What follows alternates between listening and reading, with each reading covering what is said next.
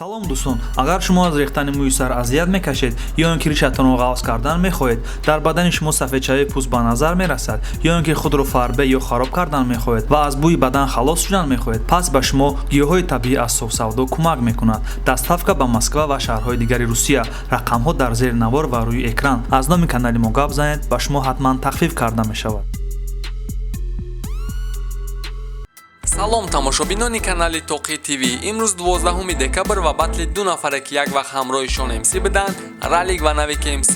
гарчанде Навик МС шогирди Шон МС будан шабакала намегира, лек агар кору фаъолияти гузаштаи Навик МС-ра аҳамият диҳем, қариб ки ҳамаи корҳош ба Шон МС наздикӣ дорад. ҳамаша дар рафти барнома мефаҳмем. имрӯз Ралик ва МБ дар Санкт-Петербург бо организатори Сунат Шарипов батл доранд. батл дар канали Сунат Шарипов мебурояд. интизор мешавем. фикр мекунем батл бениҳоят хуб мегзарад, чунки бачаҳако муддати дароз тайёрӣ дидагиянд. ба хотири батл Ралик бо ҳамроҳии Мирзо аз Душанбе ба Санкт-Петербург рафтагиянд. қиссаҳои дар роҳ шудагиро аллакай ҳама медонанд, нақл намекунем. умедворем батла хуб гузаронда соҳ саломат бармегарданд. ҳам ба Ралик ва ҳам ба МБ муваффақият хоҳонем. мумкине гуфтанд ки ҳар душам дар Шон МС ҳамчун шогирд ҳисоб мешаванд. Ралик ваъда кард ки баъди баргаштан бо ҳамроҳии Шахер ва Шон МС як проекти бақувват доранд ки соли 2021 реп дар дасти 3 нафар мешавад. лек Шон МС ваъда карда буд ки дар 2020 репа бас мекунад. ё иҷа Ралик хато карда гуфт, ё мумкин ки Ралик чизеро медонад ки ҳозираш дар мухлисода маълум нест. лек маълум шуд ки Шон МС репа бас намекунад. мумкин ки бас накардани Шон МС мухлисоша зиёдтар хирсанд кунад. оиди масъала дар як интервю Ландмастер репа бас кардани Шон МС-ра чунин баҳо дод.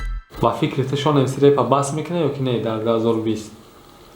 бас кунад патерия калон дар репи тоҷик мешавад, барои ки ҳисоби аудитория, мисол вай аудиторияи калони репи хича дорад, шояд ба гузашти вақт агар вай дар реп боша мухлисош пайдо кунанд ягон кумири нав ва як бора полни хеле аудиторияи калона байниш буромада рафтан, шояд ними аудитория вай репгӯшкунира бас кунаданд. ҳамин сабаб дар реп патерияи калона рафтани Шон. нафароне ки варзишро хуб мефаҳмед ва ба худ боварӣ доред, ба ссилкаи зери видео буда даромада регистратсия кунед ва аз сарпарасти мо то $100 бонус гиред. баъди проекти Хезе 2020 тамом шудан, дар видеоҳо Шахер бисёртар ҳамроҳи Шон МС ай ва дар барномаи наве ки дар канали Шахер Official бромад бо номи Comedy Battle, Шахер дар барнома чунин гуфт: додарҷон гӯш кӯ, нигеро ҳамаш таи хок шиданд, пешравии моро дида дилошон чок шиданд. ма нигер нестам, ма тоҷикам, ма бачаи хирсандам. ки мега ки мазиқам.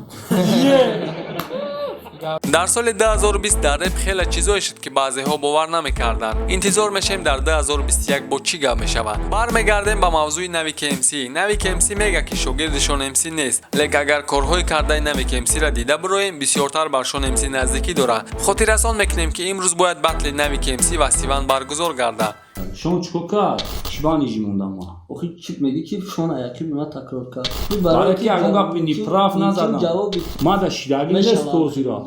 Шон МС як бор репа бас карда сар кард. Навик МС рам боша як бор репа бас карда бо сар кард. батли 6 ба 1 плани Шон МС буд, Навик МС боша 6 ба 1 гузарон. гонорари бачакои Хезе 2020 дар батл 12000 буд ва омада бо батли қати Сивана рӯзи 12 декабр монд. ачхеле ки ба ҳама маълум аст, 12 ин рақаме ҳаст ки як замон Шон МС бениҳоят зиёд истифода мебурд. як чиз дига монда ки дар батл қати Сиван буромада фристайл бихонад. агар ки ҳамин корам бишава, аллакай гуфта мешава ки Навик МС корҳои кардаи Шон МС-ра такрор кардааст. ба ҳамин барномаи мо ба охир расид. лайк мондану подписатсия кардана фаромӯш накунед ва фикрҳои худтона ҳатман дар комментария нависед. худованд нигаҳбони ҳар яктаи шумо то барномаи оянда.